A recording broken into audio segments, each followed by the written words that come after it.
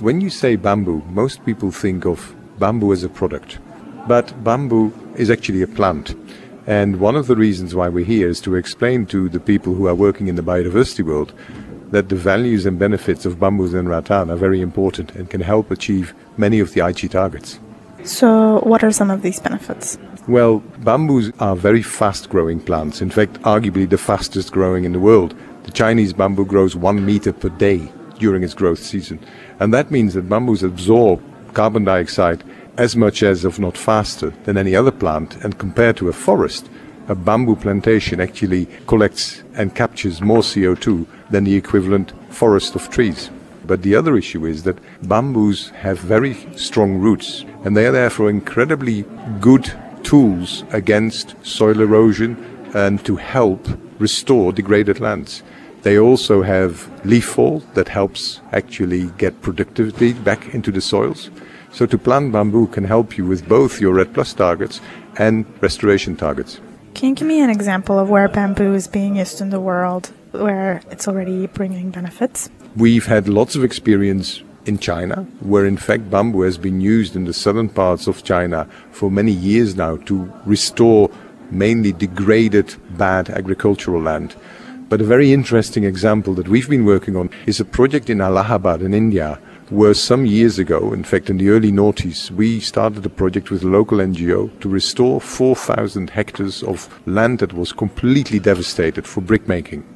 Now, some 10 years later, there's about 85,000 hectares of land that have been restored, helping some 700,000 plus people. So basically, we've used bamboo to rebuild the life of a large community that are now having money, have a livelihood again, and can plant crops and, interestingly enough, all kinds of secondary benefits. So it seems like there are a lot of benefits to using bamboo. Are there any drawbacks? Drawbacks is maybe a strong word. Some of the challenges that are either perceived or are real.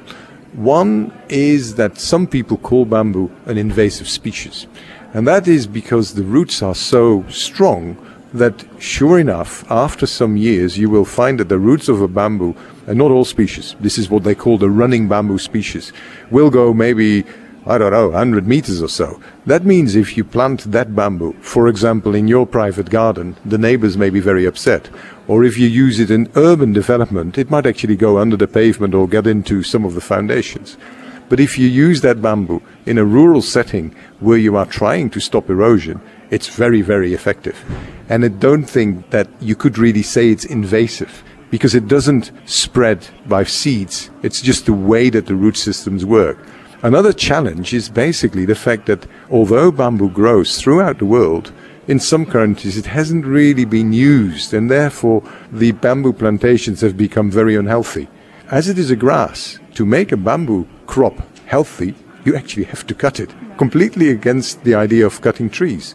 So in some countries you find that the bamboo is not very healthy because they haven't used it. So how is your organization helping countries become more aware of the benefits of bamboo? Well, as we are an intergovernment organization, and I head the secretariat, our main job is to help our members, really, to put it very simply.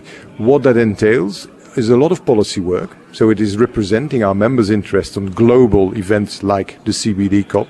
But for example, we will also be in Lima later this year at the Climate Change COP. I've gone to the FAO global discussions about forestry, to the World Agroforestry Congress. So we are representing the interests of our members at the international policy arena. We're working with them on national policy issues. We're doing a lot of awareness raising, technology transfer, training, information. We're helping with the international trade, because we are the international commodity body, so we're responsible for the trade of bamboo products. And we actually run some projects as well to basically show how to do it